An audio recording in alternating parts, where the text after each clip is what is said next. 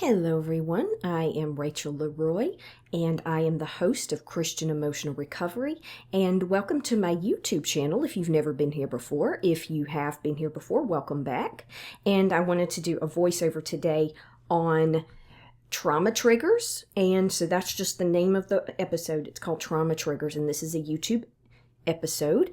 And before we get started, I just wanted to remind you that if you would like, you can get more support if you go to the Facebook page. If you haven't joined, please feel free to do so. I'll put a link in the show notes. It's Christian Emotional Recovery. If you haven't checked out my website, my regular website, check out rachelleroy.com. That's RACHELLEROY.com. And if you would like to see where the podcast is housed, that's the podcast, not the YouTube channel, go to ChristianEmotionalRecovery.com, just how it's spelled, ChristianEmotionalRecovery.com, and that's where the podcast is actually housed. And also, if you would, and you'll see other freebies and resources there, you can get free resources. You can sign up for the newsletter at rachelleroy.com. There is a newsletter, and I try to put it out every few weeks. I don't do it directly every month, but just to update you about what's coming out on the channels and the platform and anything new, and just keep you up to date on everything.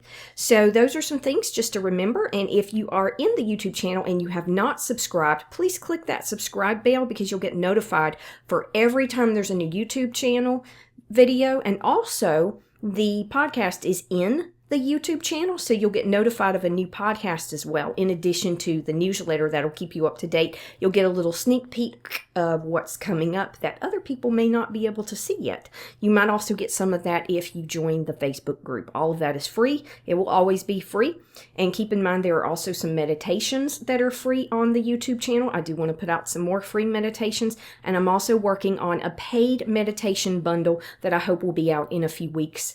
And so just look for those to be out soon. And also, I will be creating some more material for the followers that I have that is paid, in addition to free resources that will always be free.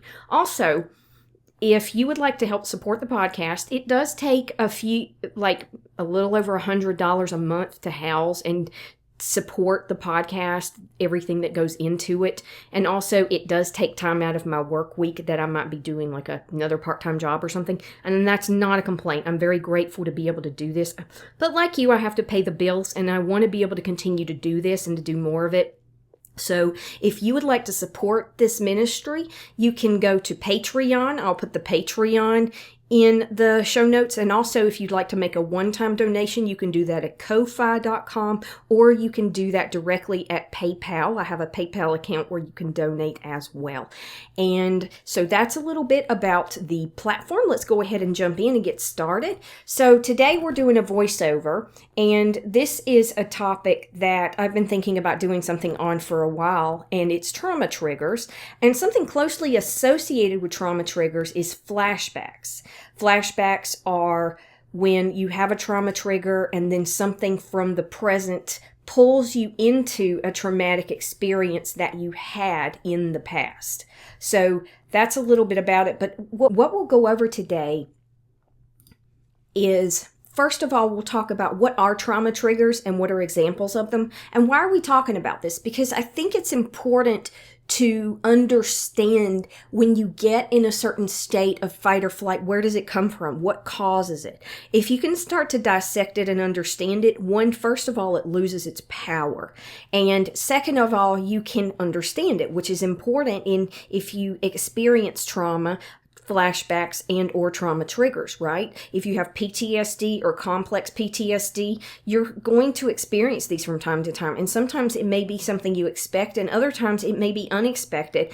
And so being able to understand how trauma triggers work will help you to be able to get a grip on them and work with them, and hopefully even maybe begin to reverse how often you are triggered. So we'll talk about what are examples of trauma triggers, and then we'll talk about ways to deal with and process. How do you process trauma triggers? So we're not here just to talk about problems. We're here to operate in solutions, right? So I believe that that's what God would want us to do, not just to go in circles, to live the life that God intended us to live. Some people just want to bypass that. I think it's important to understand our trauma, to sit with our trauma, to feel our trauma, but I don't think we need to stay there. I don't like to use the term wallow in it, but we can go in circles. And I've been there. And when I didn't understand what trauma was, I would just go round and round and round in this intense anger and this overwhelming fear and this just despair. And I didn't understand where it was coming from. And it was a trauma trigger and it was a flashback. And so I want you to understand where this comes from and why it happens. Like I said, so then you can learn to work with them and process them. Sometimes you may be able to prevent them, but you may not always be able to prevent them. But maybe they'll lose some of their power and maybe you'll have fewer of them. And then maybe eventually you won't have some of them at all. And so this is something that you work with over time and you improve at it incrementally and you keep working at it and you don't give up. So today, I wanted to use a couple of resources. One of them is the National Library of Medicine, the National Center for Biotechnology Information, and it's at the NIH, the National Institutes of Health. This is in the United States, of course. And I'm just going to this is a very long scientific article, so if you want to understand the impact of trauma, this might be a good article. It's actually a book chapter, I think, that you would want to read. And it's called Understanding the Impact of Trauma. Understanding the Impact of Trauma. I don't see an author here. It says that SAMHSA sponsored it, but I don't see an author. But I just wanted to read a little section of it about trauma triggers themselves, because that's really what we're focusing on here. But this chapter overviews the impact of trauma, and it's a very scientific article that I think it's not as difficult to read as some of the scientific articles I've read. Some of them are just like, what did I just read? And I'm a freaking English teacher. I have 2 master's degrees in that field, but I still can't understand what they're saying, right? So, but this one, I think it does get kind of technical, but if you want to read it, it is probably something that you could muddle your way through. Okay, so I will put that in the show notes. And the other 2 articles that I'm using today are How to Identify and Overcome Trauma Triggers, and that's in Psych Central, and it's written by Stephanie A. Wright, RN, BSN, she's a nurse, and then it's medically reviewed by Matthew Boland, PhD.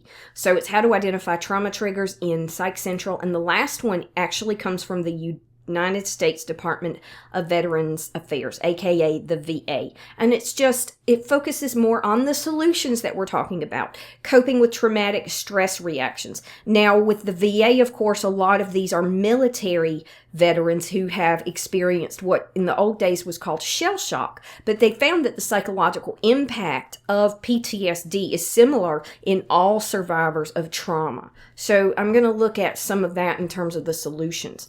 But I want to jump right in. What is trauma? In other words, what is a trauma trigger? So in Psych Central, it says when you encounter a trigger after trauma, a strong emotional or behavioral reaction comes over you. It's as if you are reliving that trauma all over again. So it's a flashback of sorts. And it says the word triggered has become a popular term to describe anything that causes emotional discomfort.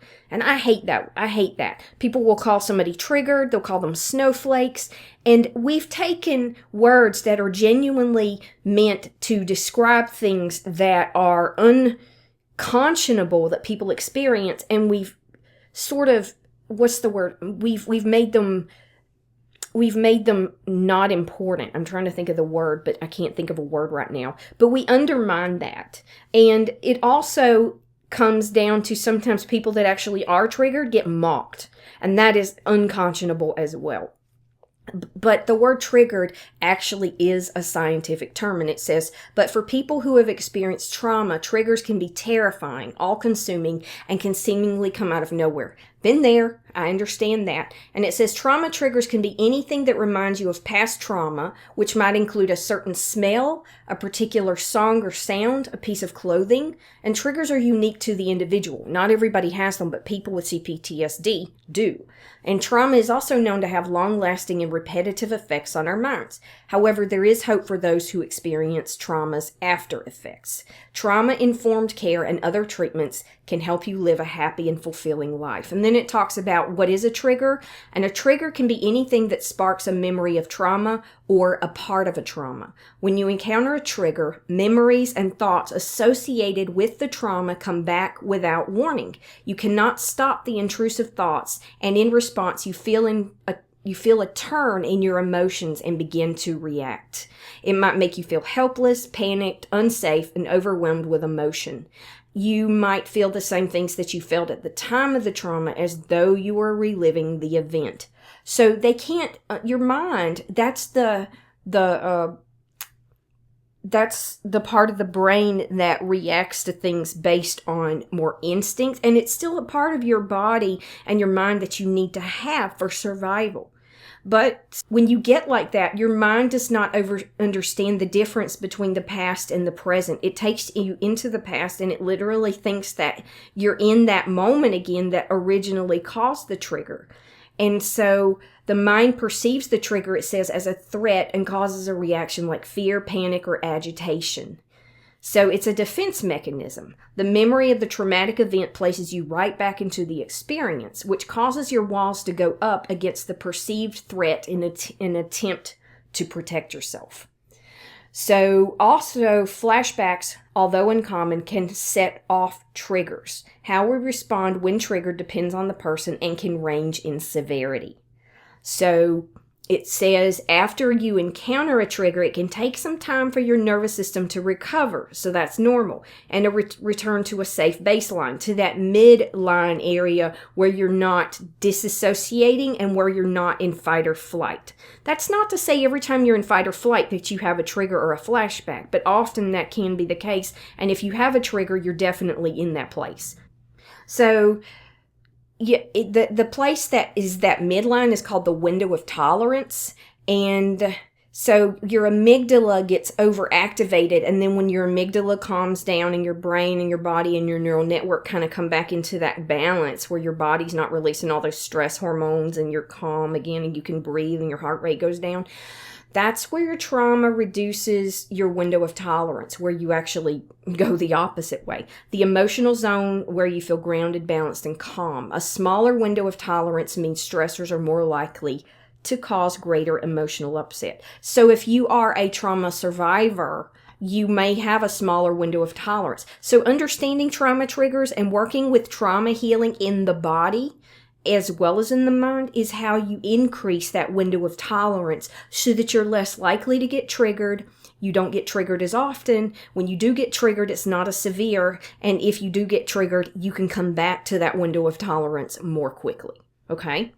So that's a little bit about what trauma triggers are, how they work. So let's look a little bit into the impact of trauma triggers. And this is from the National Institute of Health source that I was talking about and the first article that I mentioned. I'm just going to go straight into the triggers and flashbacks section of this article. So it's when you scroll down near the middle of the article, but it says triggers and flashbacks. Triggers, it says, a trigger is a stimulus that sets off a memory of a trauma or a specific portion of a traumatic experience. Imagine you were trapped briefly in a car after an accident. Then several years later, you were unable to unlatch a lock after using a restroom stall. You might have begun to feel a surge of panic reminiscent of the accident, even though there were other avenues to escape from the stall. Some triggers can be identified and anticipated easily, but many are subtle and inconspicuous, often surprising the individual or catching him or her off guard. In treatment, it is important to help clients identify potential triggers, draw a connection between strong emotional reactions and triggers, and develop coping strategies to manage these moments when a trigger occurs. It says a trigger is a sensory reminder of the traumatic event. a noise, smell, temperature, other physical sensation, or visual scene. Triggers can generalize to any characteristic, no matter how remote, that resembles or represents a previous trauma, such as revisiting the location where trauma occurred, being alone, having your children reach the same age when you experienced the trauma, seeing the same breed of dog that bit you, or hearing loud noises. Loud noises do it for me. Triggers are often associated with the time of day, season, holiday, or anniversary of the event. Does this resonate with you? Can I get an amen? Because so much of this just sounds so familiar. I'm like, yep. And what's strange about this I'm going to go somewhere where it's kind of weird, but I am not 100% convinced that all trauma triggers are things that we can remember. I don't know if some of it might be pre-verbal, that things that happened around us and to us before we could even speak and we could express how we felt about something, before we could even remember, and it may be in our unconscious mind. Or there are people that'll say it's past life stuff. I don't believe that. But there are certain trauma triggers that we have that are more instinctual that I can't explain. There's one for me that I have never been able to explain.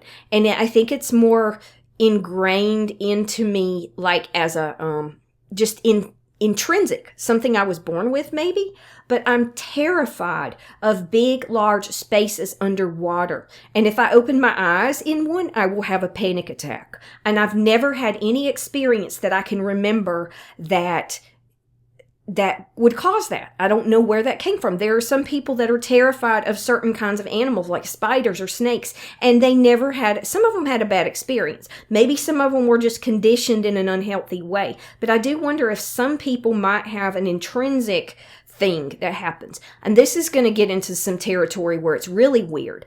But there's something called trypophobia. Trypophobia is a fear or aversion to repetitive patterns of holes or bumps, such as those found in honeycombs, sponges, soap bubbles. It's a specific phobia, which is an excessive and persistent fear of an object or situation that's not actually dangerous. And the response is usually disgust, aversion, repulsion, discomfort, anxiety, dread, fear, feeling like you're going crazy, urge to destroy holes. It sounds so weird, but I know so many people that have it, and I experience that. If I see a picture of somebody with like a bunch of bumps on their skin because they have some kind of disease, I can't stand that. I literally start cringing and I want to throw up. I feel like I'm going to faint. It's so irrational. I know it's irrational, but there is a large portion of the population that has that fear, and it's a trigger, and it doesn't necessarily come from some experience you had. So note, I'm just making this little aside here because I want you to know that maybe some fears and some triggers are actually instinctual, evolutionary, intrinsic, biological, and not always experiential. I think it's some of both. So I just wanted to make that little note so you understood.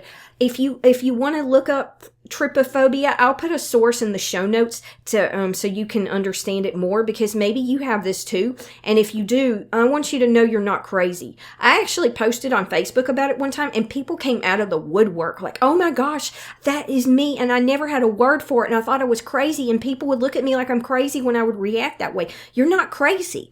It's a very common condition that a lot of people in the population have. It's irrational. I don't know where it comes from. Maybe it's something to protect us from disease and from insects and stuff like that. Maybe that's why when we see certain kinds of spiders and insects, a lot of us, though not all of us, freak out, especially large ones. Small spiders don't bother me. I can pick them up and I'll take them outside, and other people are like, oh my gosh, why are you doing that? I'm like, I name them Freddie and I name them Charlotte. Spiders don't bother me. Snakes don't bother me. But for a lot of people, they do. And big giant spiders, though, whoa, lordy, you better not get that thing near me, because that thing's going to end up flat on the floor, smushed if it does. So I'm just saying, it just depends on the person, right? I know some people terrified of frogs. I love frogs. So I grew up, my dad was a science teacher, so I'm not scared of very much. I like animals, I like critters, but I have to admit the big creepy crawly ones can just go away. Let's get back to it, but it talks about flashbacks. Flashbacks is a re-experiencing a previous traumatic experience as if it were actually happening in the moment. It includes reactions that often resemble the client's reactions during the trauma. Flashback experiences are very brief and typically last only a few seconds. Obviously, one example of that is our beloved and appreciated veterans who experience shell shock or flashbacks from war. Maybe a loud popping sound, a gun going off, a backfire from a car, or something similar to that can trigger a flashback in them in just a few seconds. God bless our Vietnam, our World War II, and our Gulf War veterans. God bless all the veterans who have helped keep our country and keep our freedoms safe if you're from another country. But, and I won't go on a tangent about how our veterans are treated and how they need more resources, but I don't think that's something very many people disagree with. But flashbacks can be experienced by anybody, even if you just experienced an unsafe environment growing up, childhood emotional neglect, narcissistic abuse, childhood emotional and physical abuse, and sexual abuse. So those are, and just other traumatic events, right? So it says flashbacks are commonly initiated by a trigger, but not necessarily. Sometimes they occur out of the blue. Oftentimes, specific physical states increase a person's vulnerability to re-experiencing a trauma. For example, fatigue, high stress levels, and so on. Flashbacks can feel like a brief movie scene that intrudes on the client. For example, hearing a car backfire on a hot, sunny day may be enough to cause a veteran to respond as if he or she were back on military patrol. Or in a battle, I would say. Other ways people experience trauma, re-experience trauma, besides flashbacks, are via nightmares and intrusive thoughts of the trauma. I want to do an episode sometime on intrusive thoughts because it's still a taboo topic and it's something people don't talk about enough, but I'm thankful that that just came to me. I will write that down and I'm going to create either a YouTube video or a podcast episode on intrusive thoughts because that one is one that a lot of trauma survivors deal with and I don't think that we cover it and talk about it enough in society. So I'm going to make sure that we talk about that some as well. What are intrusive thoughts? How do you deal with them? Because when I was younger, I dealt with them terribly and I thought I was crazy and I didn't have anybody to talk to about it and it was terrifying. There were some where I literally was able to completely overcome them and I don't know how I did it, but I want to share my experience with you. The point of this podcast is not just to talk about myself, but I can relate experiences to you that I've had so you can understand and connect them to your own experiences and find ways to heal this, right? So those are things that you want to think about. Intrusive thoughts is a podcast or an episode for another day, but we will talk about that. But just note that if you have intrusive thoughts, you're not crazy. That's part of trauma, that's part of PTSD, and that's part of trauma triggers. They all go together. Now, that doesn't mean you experience all of them every time, but they can go together. And sometimes you may have intrusive thoughts without having a full-on flashback, but it's still terrifying. It's still disconcerting. You still feel like you're crazy. You still feel isolated and scared and alone. And I do understand that. Believe me, I do. You're not alone, okay? So let's go ahead and jump straight into the Department of Veteran Affairs article, PTSD, and we're going to talk now about processing trauma triggers. Processing traumatic stress reactions is what they call them here, but it's the same thing as a trauma trigger.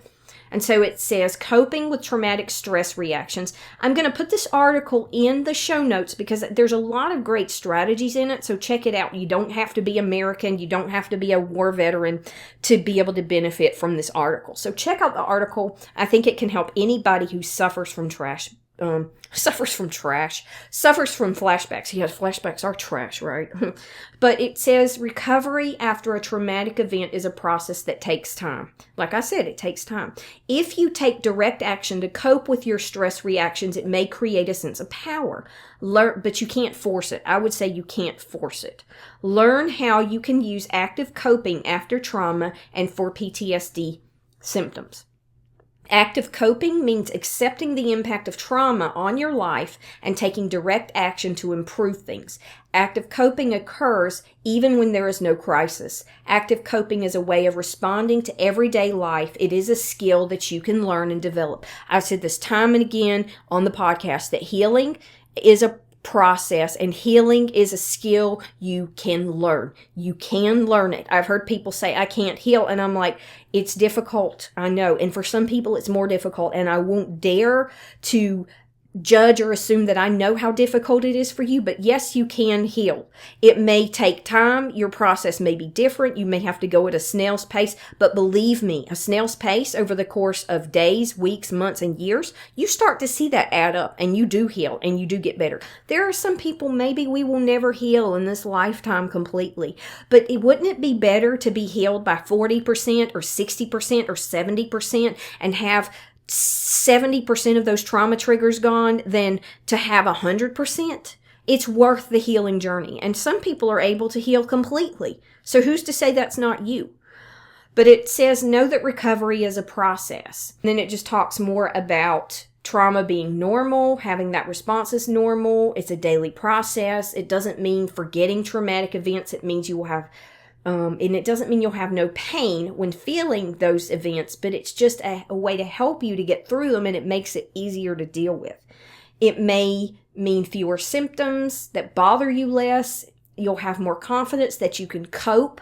That's so important, is having the confidence that you can cope. And when you have tools, and when you have resources, and when you have strategies, and you have the presence of mind through experience and practice to implement them when you need them, that gives you confidence. And when you have confidence and you believe you can heal, then you do heal. When you have confidence and you believe that you can heal, you do heal.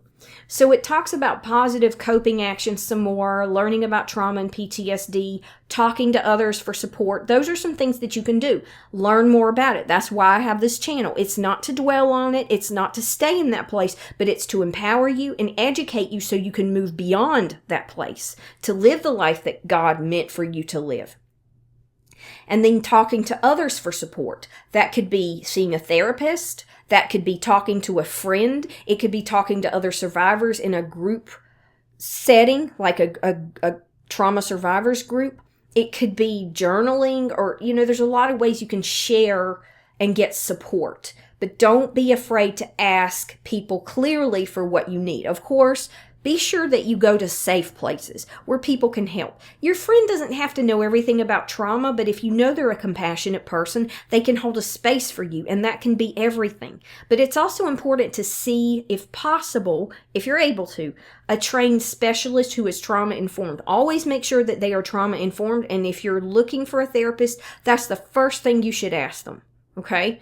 So practice relaxation techniques is another one. You can do muscle relaxation exercises. I have a progressive muscle relaxation meditation. You can get it in Insight Timer if you have a paid subscription, and I will also put it in a bundle in the store so you can buy it along with a bunch of other healthy healing meditations that I'm going to put there, and it will be a very affordable price. But breathing exercises is another one. I'll be doing some breathing meditations.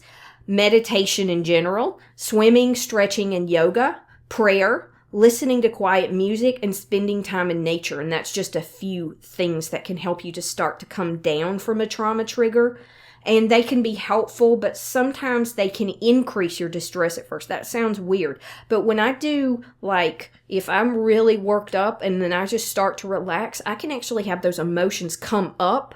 And I'm supposed to be feeling better, not worse. But what happens is that you've blocked that stuff off. Even if it's just in a moment and you've had a stressful day, and you lay down and you do a progressive breathing muscle relaxation exercise before you go to sleep, you may feel this sort of surge of emotion come up, and you just calm and be like, okay, I'm feeling this. This is happening. But what might be happening is all that blocked energy that you had in your body is coming up and out. You're literally releasing the stress from your neural network, whether it's trauma or just regular stress. It can happen either way. So if that happens, that's okay.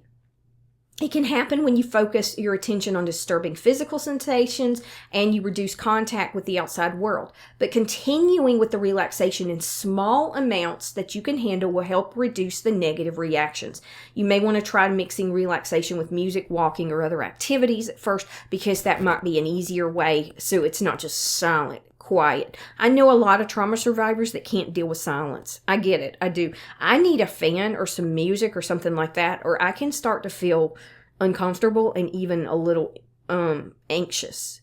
because a lot of my trauma has to do with neighbors that make extremely loud noises ongoingly after I tried everything I could to stop it. And I'm very sensitive to noise, and it causes PTSD flashbacks in me sometimes. I've overcome some of it, but I'm always going to be working on that, I think. Some other things you can do: distract yourself with positive activities. Pleasant recreational or work activities help distract a person from memories and reactions. Now, that's not to say if you're having a full-on flashback or panic attack, you should ignore it. That's not what it's saying. But if you start to feel kind of antsy and icky, staying busy, I've actually found when I've been going through health issues, I have a lot of panic attacks because there's a lot of physical pain involved. Sometimes extreme, intense, unpredictable physical pain will just shoot through my body throughout the day. And I can't function that way. I cannot function. So I have to stay busy with something that's kind of easy, like games or some light work or something like that. And it helps me.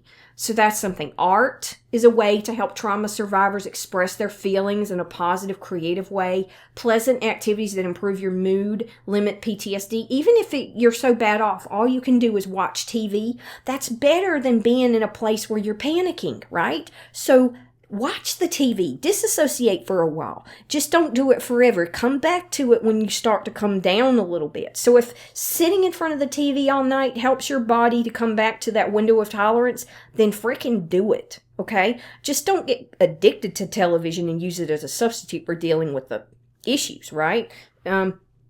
Coping with symptoms of PTSD, it says, here are some direct ways. Unwanted distressing memories, images, or thoughts. Remind yourself they are just that, memories. Remind yourself that it's natural to have some memories of the trauma or traumas. Talk about them to someone you trust. Like if you're having one and there's somebody you can call and talk to that is safe, then do it. I've had to do that. And I felt embarrassed and I was crying and they're like, it's okay. It's okay. I mean, you've got to find somebody who's compassionate. They will not judge you, especially if they know your past and what you've been through. They'll understand, yeah, that's understandable. That makes sense that you would feel that way or that this would happen. Okay?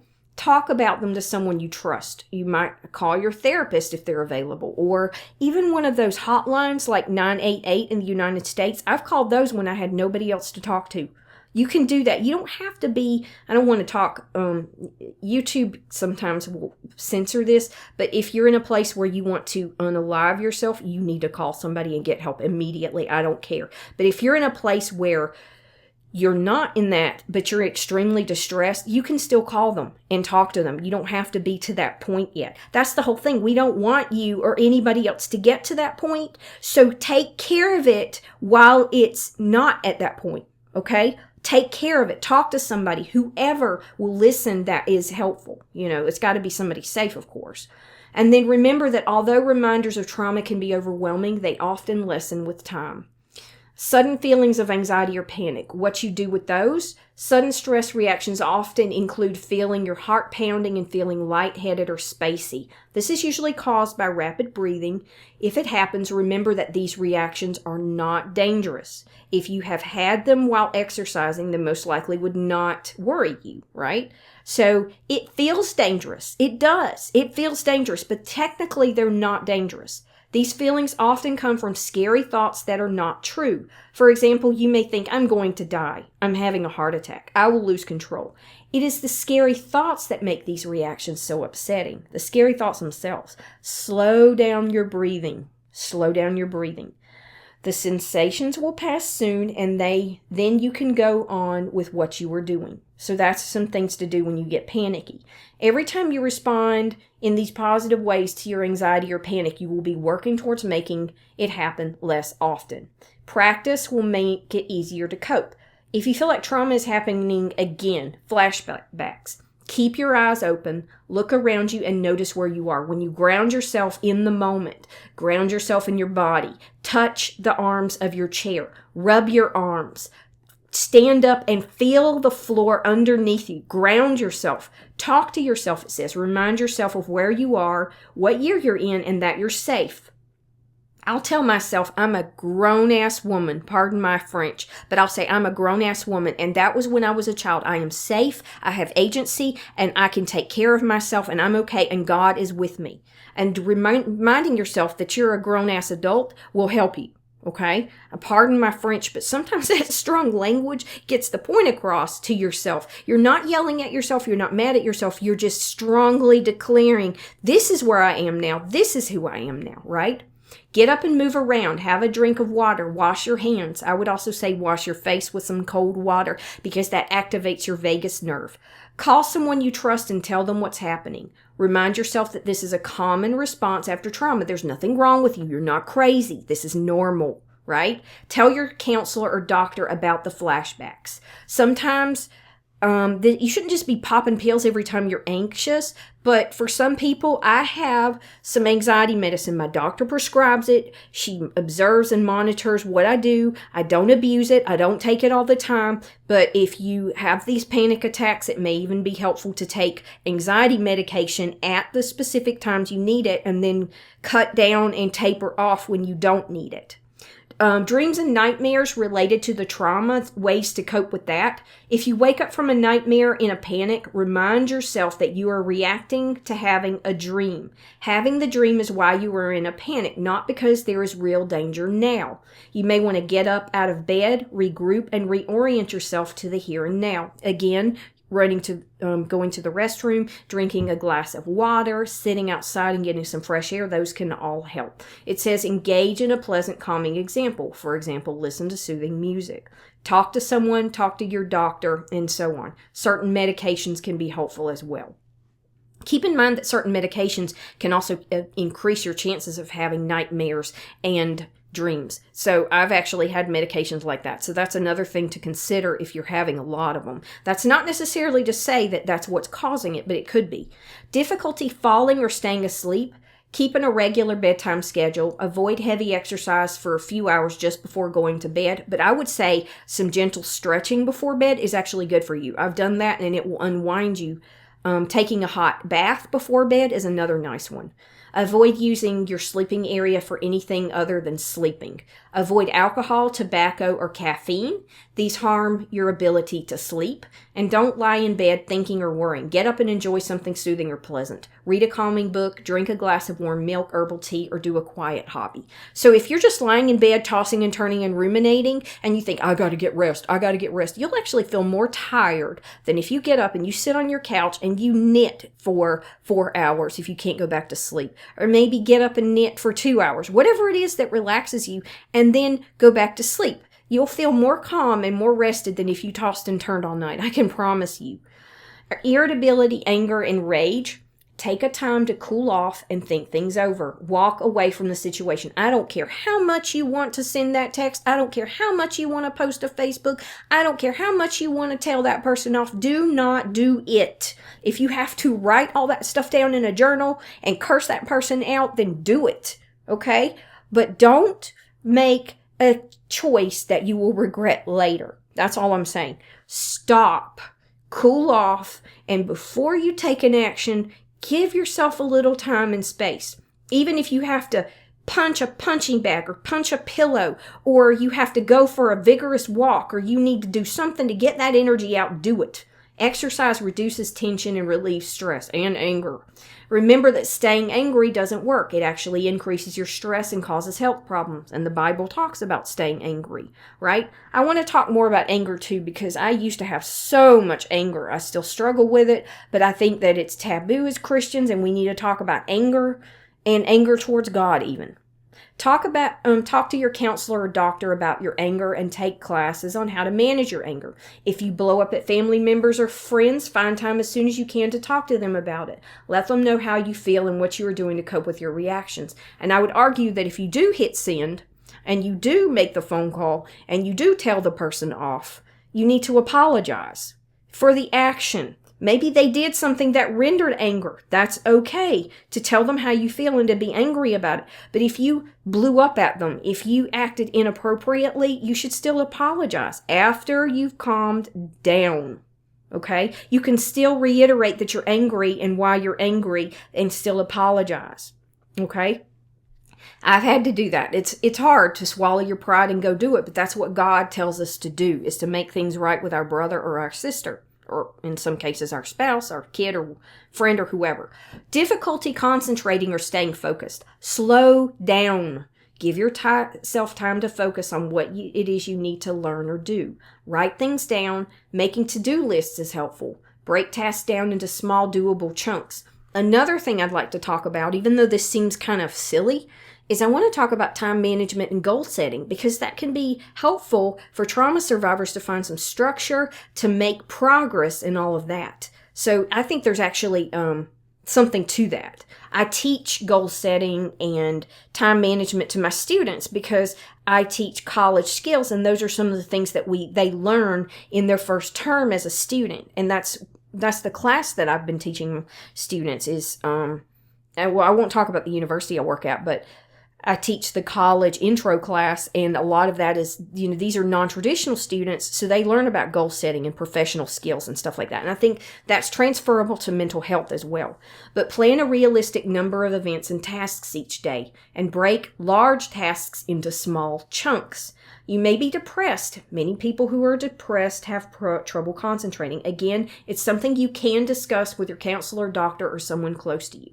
And the last one, if you have trouble feeling or expressing positive emotions, and I've actually put out a podcast on joy, and I don't know if it's come out yet, but check it out if it has, and if it hasn't, it should come out soon. It's about how trauma survivors experience joy after trauma, because we talk so much about overcoming the negative that sometimes we forget about embracing the positive. And that's where I'm going to steer this channel more towards in the coming season, next season. So we're going to talk more about positive emotions, not bypassing, but as the realities of a trauma survivor, finding ways to be able to express joy, to have fun, to enjoy life, and to live a rich and fulfilling life, again, like God intended us to do. But if you have trouble expressing positive emotions, remember that it's common if you have experienced a lot of trauma. You're not doing it on purpose. It's not your fault. You should not feel guilty for something you do not want to happen and cannot control. Make sure to keep taking part in activities you enjoy or used to enjoy. Even if you don't think you will enjoy something, once you get into it, you may start having feelings of enjoyment for it. So, like, for example, there have been times where I didn't feel like getting out of the house. Maybe there were times I couldn't. I was so bad off. But if you feel like, I don't really want to go anywhere, and your friend or your husband or your wife is like, well, you might feel better if you get out a little bit. They might be right. So if you're able, do something that is at a stage, at a place where you can handle it. Maybe don't go to a Metallica concert, but maybe do something more like go see a movie or go walk around a store. It doesn't have to be anything big, just something that you enjoy doing that's relaxing. Go to a ball game or go to something relaxing, like go for a walk on a trail or something like that. It could be anything, Go to a friend's house and hang out. Whatever the case may be, go out for dinner. But take steps to let your loved ones know that you care. You can express your caring in little ways. Write a card, leave a small gift, or phone call to someone and say hello. So connecting with people is an important part of expressing positive emotions. Even if it's just, I love you, or thank you so much for letting me talk to you the other day. I really appreciate it. Instead of apologizing for having emotions and trauma, thank people for being there for you, because you can't help it.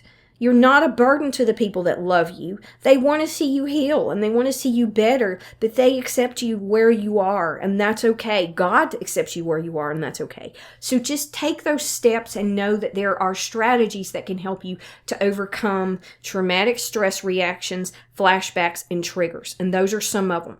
So today we've talked about what are trauma triggers and flashbacks. How do you deal with them, and how do you overcome them? And so I hope that this has given you some strategies that can help you. And thank you so much for listening. God bless you and have a great day.